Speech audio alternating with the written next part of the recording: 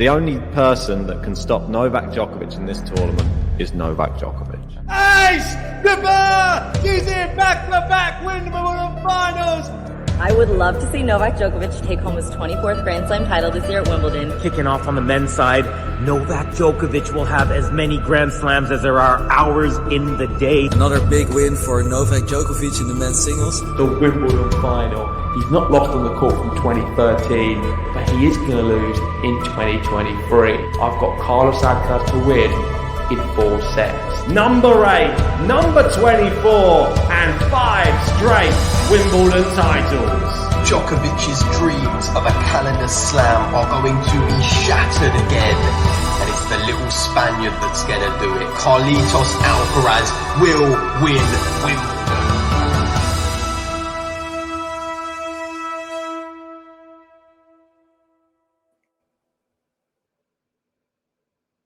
Hey, welcome back, tennis fans. And Liam's words there at the end of the intro, ringing true. It was the little Spaniard that did stop Novak Djokovic from winning his 5th straight Wimbledon title. And Carlos Alcaraz is now a Wimbledon champion. And this one will go down as one of the great Wimbledon finals. 5 sets. It had everything. We had him. It was a nervy start, but then he came into it. And then Djokovic looked like he was up. Then he was down. Alcaraz was in. Then he was out. But ultimately, tennis was the real winner today. And obviously, Carlos Alcaraz. Yeah, I mean, it's been, about 6 hours or 7 hours since the final in which Alcaraz won. I still can't quite believe that he was able to do what he did. Going into that 5th set, I know we pressed that intro again, and in that time, I had a look on my phone, and on my phone and the betting odds, we had Djokovic at a 1.4 favourite to win that final. And that's because when he goes to 5 sets, he very rarely loses. He very rarely loses anyway in Grand Slam finals. But if he gets all the way to 5, that's where we've always said there's no better player in a best-of-5 format than Novak Djokovic against a guy who's 20 years old, who's never played 5 sets in a Grand Slam final. It's only his ever 2nd Grand Slam final. And yet, this guy just can do everything you throw at him. We went into this Wimbledon not really convinced with his grass court pedigree. He won Queens, which surprised a lot of people. This is now his 4th, I think, 4th or 5th ever grass court tournament he's entered. Yeah. And he's won Wimbledon and Queens now. So he is someone who has shown when he puts his mind to something, he can learn and develop faster than anyone else. I remember we was critical of his second serve when he first come onto the tour about 15 years old, saying that that's the only real thing that's letting him down at the moment, where he's not going to be able to beat these top players because it's just not big enough. Give it a year, he'd grown a beard, got massive biceps, looked a complete different player, and was thumping down second serves. We then say, can he play on the hard courts? He's really good on the clay. Then goes and wins the US Open. Can he win on the grass? Can he even play on the grass? Looked a bit uncomfortable the first year. Goes and wins Wimbledon. It's like whatever you throw at this kid, he'll say, hold my beer. Here I come. Yeah, definitely. I don't even know if he's having any beers. It seems like he's in peak physical shape and just so motivated. I feel if anybody was ever wondered if tennis wasn't going to be in good hands when the likes of Djokovic's and Nadal's were leaving the scene, now you look towards him and you see greatness within. And the way he played today or earlier on or yesterday, now we're actually just gone past midnight here in the UK, the way he played his first ever Wimbledon final against somebody who, like you said, just doesn't lose at Wimbledon. This isn't just any normal final at Wimbledon. It would be a struggle against anybody playing in your first Wimbledon final. But the way he came back from he looked nervous in the first set and came back from 6-1 in the first set and just took the game to Novak Djokovic. It was impressive. And the tiebreak, he won a tiebreak against Novak Djokovic. So he did the impossible. Won against 5 sets against Novak Djokovic and won a tiebreak against Novak Djokovic, all in the same match in a slam final on his least favoured surface, some might say. But maybe it'll become one of his best surfaces, grass. Well, he did say on court in the post-match interview how he loves the grass now, and the crowd erupted in laughter. I feel the achievement of beating Djokovic in a Wimbledon final on the grass after not losing in 10 years in centre court, you've got to put it up there with beating Rafael Nadal on clay.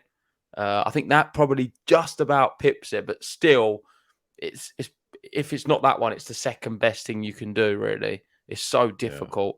Yeah. And my highlight on the match, I know you've not asked, but I'm going to tell you anyway, is him closing it out. It's not all the drop shots. It's not anything else. Not any of the fantastic long points we saw, or the 30 game or 26 minutes, I think, 26-minute game. It wasn't that. It was just how he closed it out. I was mesmerized by it. And Djokovic was too, because so many players get tense. And the first point of him serving it out, he missed the drop shot into the net. Second one, went for a drop shot again. Djokovic gets there, lobs him. Perfect lob. Really difficult to do as well. It wasn't easy. And then he just takes it in his stride. You see, Djokovic was saying he took a really confident after the first serve, big forehand.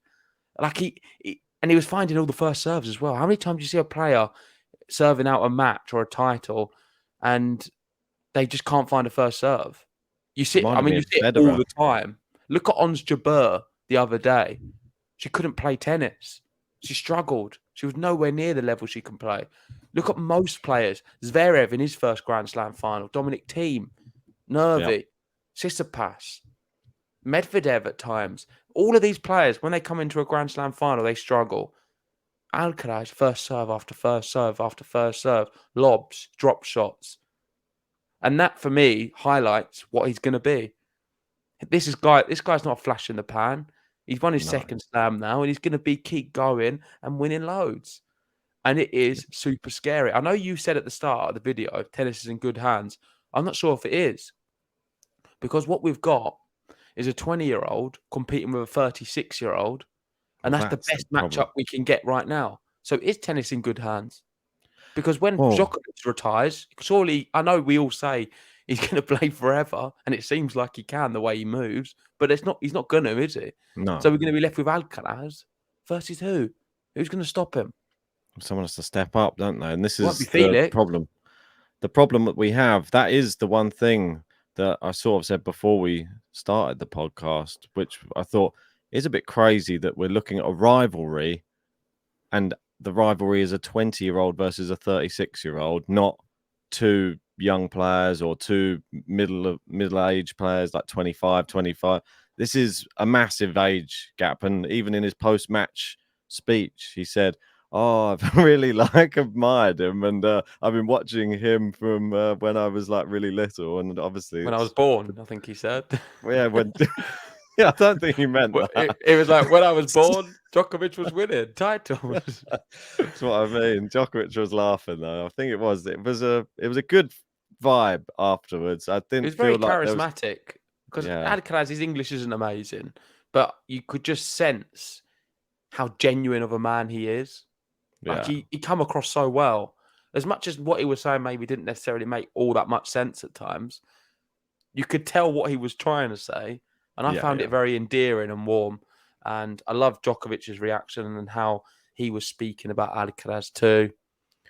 All in all, two great champions. And as much as Djokovic lost and didn't take the trophy, he felt like a bit of a winner today in terms of what he was able to produce.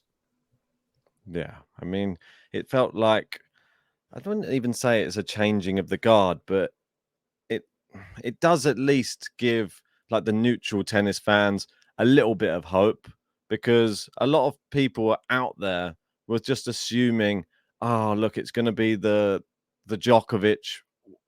Well, he won Australia, he's won Roland Garros, now he's going to win Wimbledon. Is this just the Djokovic show? And now Alcaraz is he's just upset the apple cart a little bit. He's come in and he's beaten Djokovic. Bear in mind, the odds of Djokovic before this tournament was so short. Yeah. It was ridiculous. It was almost like he's got this in the bag. So the fact Alcaraz won this tournament is massive. I think it's such a credit to him to be able to beat Djokovic at his potential best tournament, really. Yeah, let's go through some tweets because I feel like we can talk about this endlessly without referring to any of them.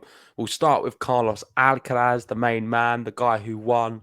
And he said, a lifelong dream. And just stopping there, this is genuine.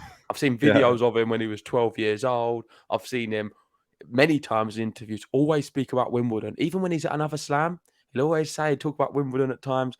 And he generally, this was his dream to win Wimbledon.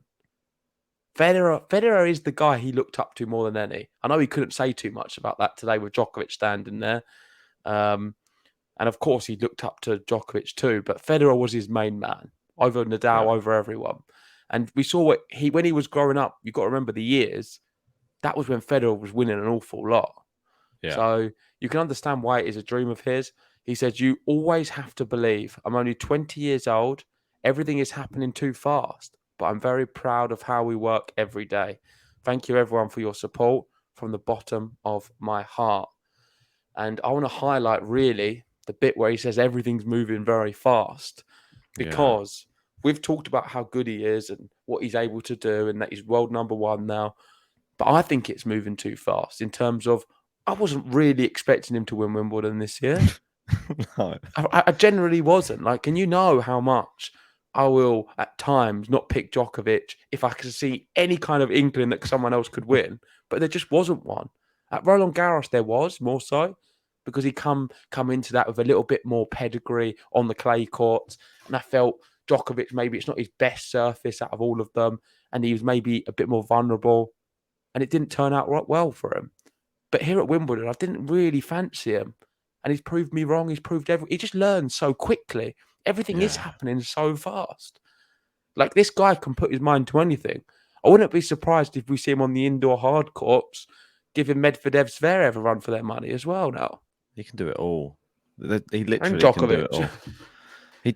He does remind me of the way he was playing today with that confidence. And like you were saying about the serve as well, it does remind me a bit of a Federer when he was sort of breaking through. That confidence to actually take on, like when Federer took on Sampras, and that was the big changing of the guard. This might be something similar. You never know, because the way he played with that confidence in the last game to hit those lobs, to hit big forehand. He's not playing passive. He's not like the rest of the tour. He takes it to the best players on court. We've seen him do it against Nadal as well. Seen him do it against Djokovic. That's the second time he's beaten Djokovic now. And both big matches. One was obviously in a Masters, and this one now in a Slam final. He obviously lost to Djokovic, but maybe it was just a little bit, like you said, the mental side of it in Roland Garros. Maybe that was all that he let him down. It wasn't really his body. It was his brain letting him down. And that was what caused him to get overly stressed and cramp, which hopefully won't happen again for him. Yeah, well, maybe it was the best thing whatever happened to him. I know there's a tweet, but maybe we'll get to it in a minute. Sure. Let's start with this one. So Carlos Alcaraz's route to the Wimbledon title: Shardy, Muller, Jarry, Berrettini, Rune, Medvedev, Djokovic. I don't think it was an easy draw at all. Shardy, Muller, not bad. Jarry, ridiculously good. Berrettini was coming into that in brilliant form, and people were tipping him to get to the final. Rune on the rise, probably one of the big three of the next generation. Medvedev, one of the best players this year on tour. He's been great and played well at Wimbledon. And then Djokovic in the final. So he's had a tough draw. He got through it. Jarry probably been one of his toughest matches until the final. Yes. And he's just developed really round on round. There's been some weaker ones. I don't think he played great against Muller. In spells against Rune wasn't amazing. But it doesn't really matter because in the end, he's got his hand on the trophy. I feel like he's grown throughout each of those matches. He is grown, yeah. Yeah, he grew in this tournament. He went from Queen's winner and then looking all right in the first couple of rounds. I still wasn't that convinced. The Jarry one, I was like, whoa. But then I wasn't sure if Jarry was actually good or if Carlos wasn't that good. But then the Jarry's Berrettini class. one, I was then convinced, oh yeah, the Jarry one wasn't that he wasn't that Yeah, good. He this was is why actually I playing thought you was someone being really good. harsh on Medvedev, because Carlos Alcaraz was playing incredible tennis, and that's why Medvedev looked so bad. It's just a horrible matchup, I think, for Medvedev. It's never going to go well, I don't think. Nah, I Their think it's styles just clash terribly, and yeah. Medvedev has the ability to beat a lot of players, but not Carlos Alcaraz. Yeah, I think you said it like with Tsitsipas as well. It's a fairly similar sort of thing. Tsitsipas refuses to run for drop shots, and that's what Alcaraz will If anything, always keep Tsitsipas nailing has with. more chance. Tsitsipas has a better chance against Alcaraz. It's a better matchup than Medvedev for Probably on the many clay. reasons. I'd Yeah. say he's pretty good, Tsitsipas, on the clay. He just needs to keep his head in the game. Just doesn't manage to. Let's move to the next one, because this one's the impressive one, and this is probably one of the ones you wanted to get to, which is only 4 players have defeated Djokovic in Grand Slams after Nole won the first set.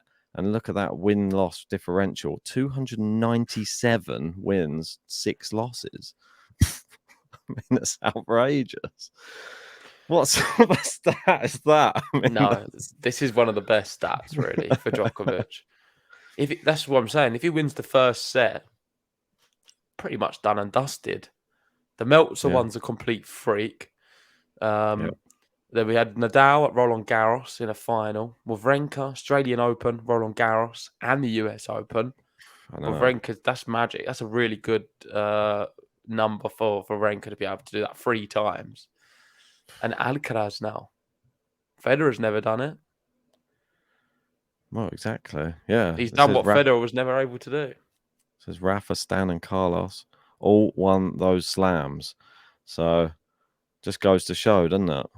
Like, but if you do that, you ended up normally going on to win the slam. If you beat Djokovic from coming back from behind, that's a massive for your mental going into the rest of the match.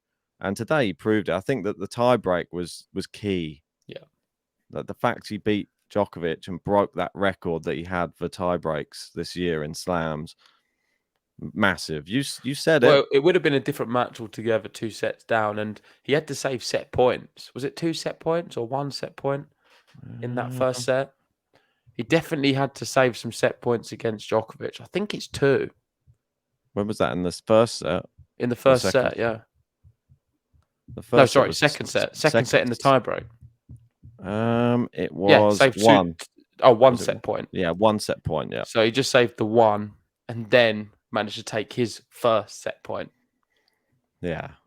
I mean, it was impressive. Went to 6-6, didn't it? And then they So changed he was ends. 1 point away, Djokovic, from going 2 sets up. Fine margins in tennis. Very, very fine margins, but that's what makes it great.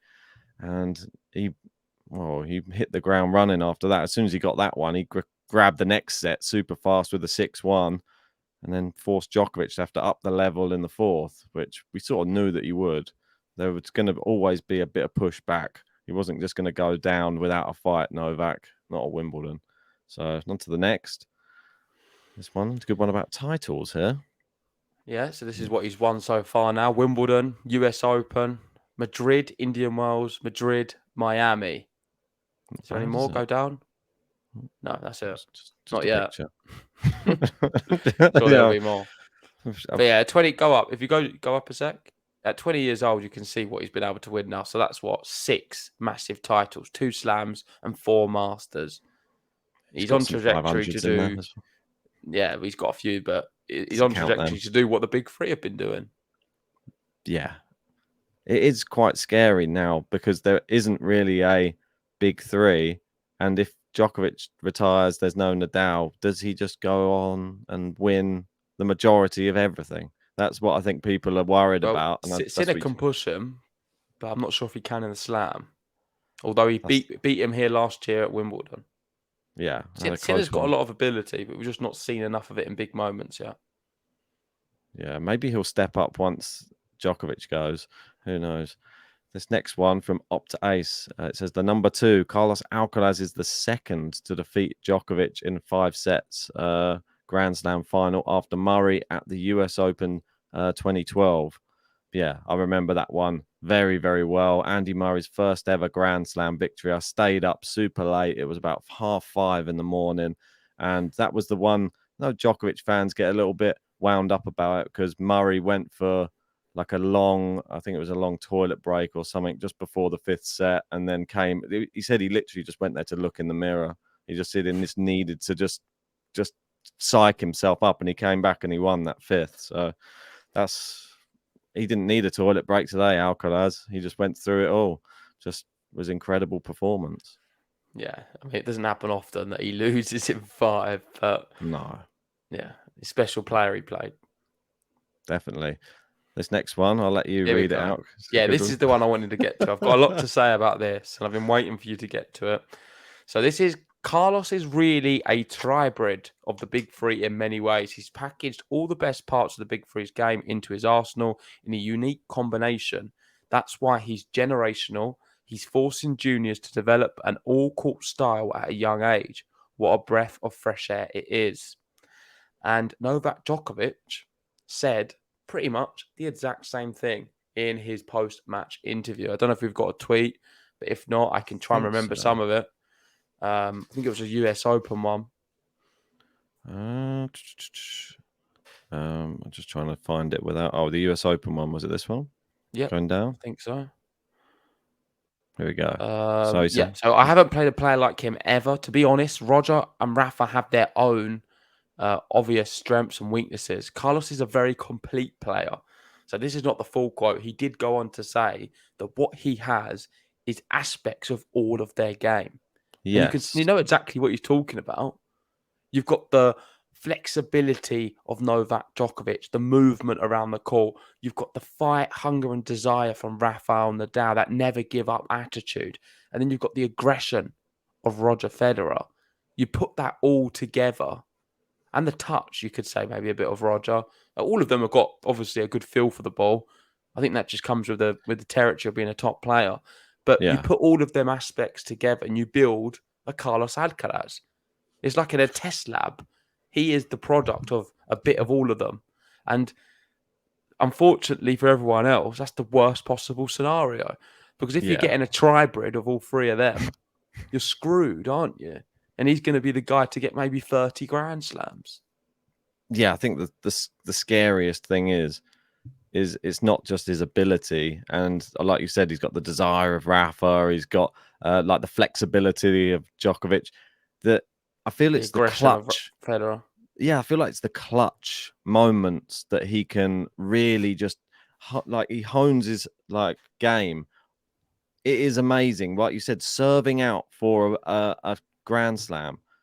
I remember first serves. I see Federer do that. That's the exact type of Federer. He has that exact motion that he just knows it's going to go in. It's just like he just got it down on lockdown. Yeah. Doesn't matter when it is in the match, he'll always find it. And it's very, very rare that he didn't find it.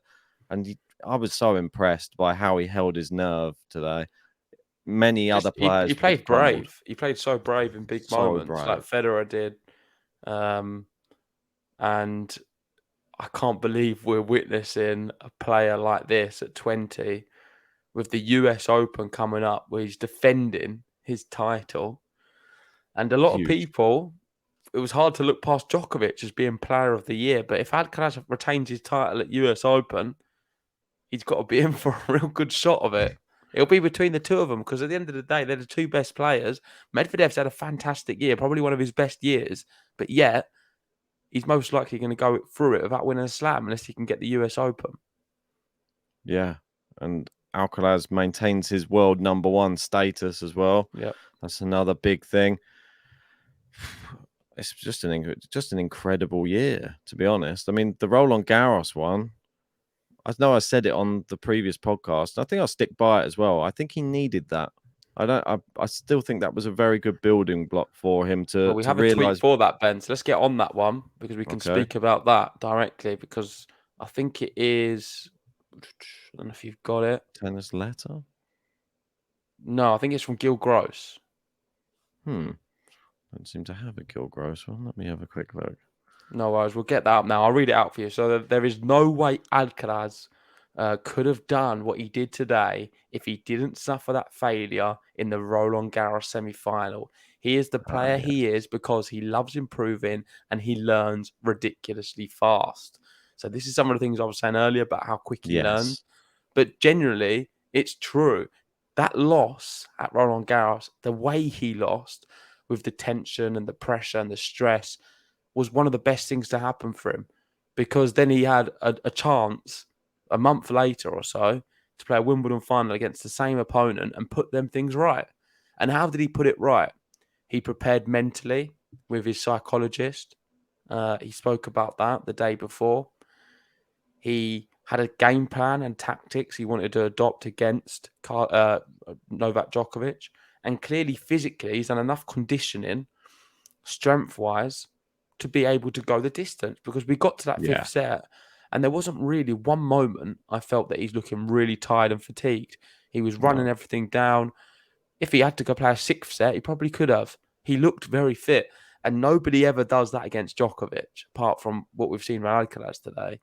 And I could probably even go out there even further. I would say he looked fitter than Djokovic today, because there was a time in the third set where Djokovic, after that 26-minute game, looked a bit laboured. He was very heavy-footed, off balance. I know the commentators were saying Djokovic is often, when he's tired, you see him off balance to making shots. And that's what we saw in the third. We didn't see any of that from Alcaraz at all. There was no signs of tiredness.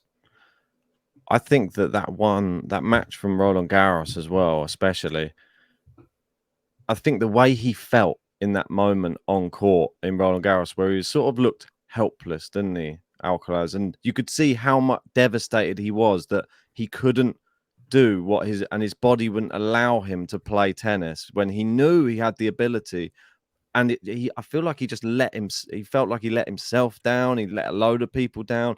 And he just probably never wants that feeling ever again. So the preparation that's gone into Wimbledon, and that you've just seen it. He just improved. He never wants that feeling again. It's the same. You go to any sport, when someone suffers that type of loss, or where it was embarrassing a little bit, it was a bit humiliating, and he will never want to feel that ever again in his life.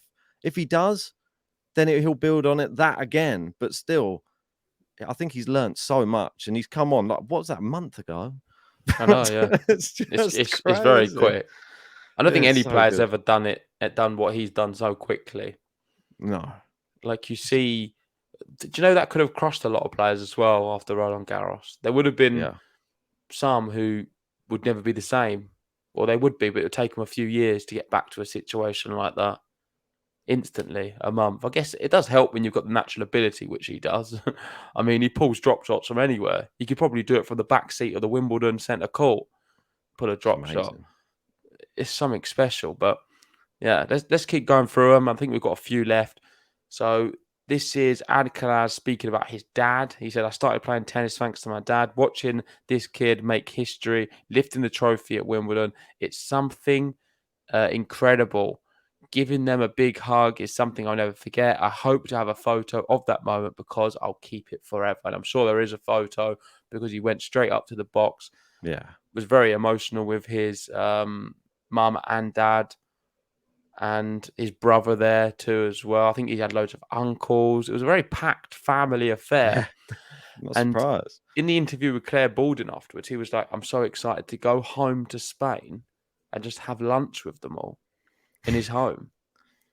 How's he going to say? That's what he wants to do. He just wants to go home, have lunch with them, relax. He doesn't have many aspirations. He doesn't want to go out partying in London. He just wants to get back to Spain and have a nice paella lunch. Well, yeah, just get somewhere where there's some sunshine. But I blame him. Probably sick of it. He's been in London 2 weeks. All he kept saying is, "I can't wait to get home." I don't blame him, especially with that wind and rain he's had. Get rid of this rain mac and this umbrella, and then chuck that away. Put some shorts on again, and get out down the beach. Probably wants to do that. He'll probably play some clay court tennis, I'm sure. Yeah, why not? Brilliant. I wouldn't want to play him, would you? Just have a knock up with him. I don't think he knows how to just have a knock up. Probably intense. His knock. Do you know what I'm excited for as well? his brothers coming through Ooh. because That'd they be could be quite good, I feel, as well. Is They've got the genes. he training them? Well, Training if with he them? is, they're going to be ridiculously good. Last one, and this is Djokovic needs a rival now. Are you ready to step into that role and be his rival for the next generation? And Carlos said, I hope so. I think I've shown I'm able to face him in the biggest stage after epic matches. I think I'm ready to move forward and be the big rival of Novak. Ooh, sort of bypassing Rafael Nadal like he doesn't exist here. I'm not sure about that. But when Rafa comes back, you've got him to deal with as well, Carlos. Just be steady on there. I think Rafa can still give him a game, certainly on the clay courts. Yeah. But if Rafa it does feel like on all the other surfaces, it probably will be between these two, Novak Djokovic and Carlos Alcaraz. Will Medvedev have anything to say at the US Open? We'll see if he comes back to form. That was a crushing defeat for him. He'll have to learn from that defeat as well, because that was nearly humiliating for him. Medvedev does well against Djokovic, and the big Yeah. thing in the next draw we're going to be looking for is, can Djokovic avoid Medvedev? Or the other way you can look at it is, can Medvedev avoid Alcaraz? Yeah. I'm sure he won't want to play him again. Because the best anytime soon. scenario for Carlos Alcaraz is if he's on one half of the draw and then he's got Djokovic, Sinner, and Medvedev on the other half. No, because Medvedev could knock out Djokovic in a quarterfinal or a semi-final. He wouldn't knock out Alcaraz, would he? Alcaraz can beat him with one arm. Unless he really changes everything, he's going to have to do It just doesn't work. It didn't seem to, did it? It hasn't. It's a couple of times he's got blitzed now. Let's see if next time Daniel does something different. Maybe he'll do some underarm serves or something. I'm not sure. Anyway, moving on to the next one. This one's a nice this is one the as last well. one. Yeah, it's just saying, say all you want about Novak Djokovic, but the man is all class when he loses. Great sport. Many would have not given such a generous and heart-warming runners-up speech filled with congratulations to his opponent. He's won several matches like this, and he even acknowledged that. Yeah, brilliant champion. Really is. Inspiration. Yeah, so much humility in the way he speaks, and dignity in the way that he loses. He always applauds his opponent when they make a good shot, and he's the first to congratulate them if he's beaten by them. And I liked the kind words he had. He gave Alcaraz the opportunity as well to take photos on his own, and sort of took a back seat when the trophy was presented. Amazing. He's going to be back again. And I know the talk is like, is he now going to have another chance to win Wimbledon? 1 or 2, probably. He's going to, or 3. I feel like he'll have a few more. He has the ability for me now to still win another 3 Grand Slams based off what I've seen. I know some people are going to say I'm changing my tune, but I can only adjust to what I've seen in real time. And I think he's got the ability to win another 3. Whether a Carlos can stop him or a Daniel Medvedev, we'll have to wait and see. But he's looking positive still for Djokovic. I wouldn't take this as a crushing loss. It's not like he got outplayed and ruined in this final. It was very close. There wasn't much separating them. No. And that speaks volumes of Djokovic as well, because Carlos is a prodigy at his age, what he's doing, but yet Djokovic still matched him. So I'm sure if he can avoid Alcaraz, he'll win the slam, because I don't think anyone else will stop him. Well, the gauntlet's laid out now for everybody else. Like if Alcaraz has proven Djokovic is beatable, and everybody else should now up their level to try and get close to where Alcaraz is. I know that sounds ridiculous, but that sort of that's the benchmark now. Alcaraz has set the benchmark out, and Djokovic did say, I hope we get to play at the US Open. That would be great for tennis. And that was his lasting words. And I think it would be great for tennis. It needs it. Yeah, he also said that tennis will want it as well, because they want to see these big matches. What better than seeing 5 sets at a high level competing for a trophy? Sums it up perfectly. The crowd weren't left disappointed. We weren't. All the tennis fans on Twitter and worldwide were happy. What more can you want? A top final between 2 top players going neck and neck, and just competing, where we see for special shots. Like some of the rallies were mad. I love the one where Djokovic fell over and got the ball back again. Like that was Yep. insane. The one where he sort of rolled forward and got the ball back. I Yeah, don't know how he managed that. that was And nuts. we saw some special things for Alcaraz as well, like big winners, the drop shots. There were so many good drop shots in the 5th set, which was amazing. Even the tweener lob that didn't go in was quite impressive. Yeah, I don't know. I like the backhand passing shot after a long rally to break. I think it was break point in the 5th set at 2-1, maybe. It was early on in the 5th set. It was a long rally, and then Carlos ended it with a backhand down the line, passing shot. Yeah, he had some That's brilliant one of my backhands. favourites of him. The inside out backhand, or just the backhand into that corner, he hit that so many times. It was perfect. That was one of his best shots of the whole day. He kept going to it. Well done, Carlos Alcaraz. He's definitely here to stay. Novak Djokovic, he'll be back again. Don't worry, Djokovic fans. He's not going anywhere. But today belongs to the Spaniard. Yeah, let's wrap it up there. Thank you, everyone, for joining. And thank you for all of the support during Wimbledon. It's been a busy 2 weeks. As you can tell, we are exhausted. It is tough on our voices, tough on our souls, tough on our minds. The only thing I've got a lot of energy is my legs. I've not moved much. So maybe this week I'll do some running. Carlos has certainly motivated me to get to the courts, that's for sure. But I'm sure I can't produce what he can. I will do a lot of drop shots, I know, these next few weeks, and none of them are going to work, and then I'm going to stop doing them. But that's the beauty of the sport. It inspires you to get down. I recommend and advise anyone who's watched this, go down to your local tennis court, have a hit, see how it goes. It's easy, isn't it? We've seen them two do it. I'm sure we can replicate the same. But thanks, everyone, for the support. If you want to support us further, please join our Patreon. It's a subscription service, and we have some good content coming on there soon. One of the videos is going to be me and Ben playing with a professional tennis player on the clay courts. It'll be posted on the Patreon first. So if you want to see that, go check it out. The link in the description. Yeah, one last shout out. We obviously have Player Roulette that runs on our Patreon, and it was won. The Wimbledon champion is Michael Walker. He drew Carlos Alcaraz. So well done, Michael. You win a prize.